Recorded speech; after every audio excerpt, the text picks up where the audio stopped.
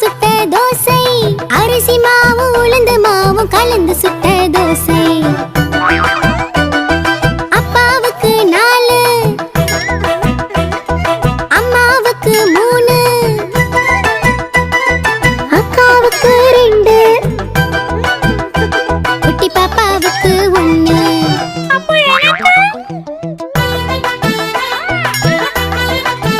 தின்ன தின்ன ஆசை, திருப்பி கேட்டால் பூசை.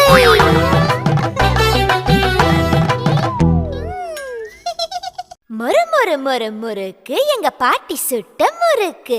மொறு மொறு மொறு முறுக்கு வாயில் போட்டு முறுக்கு.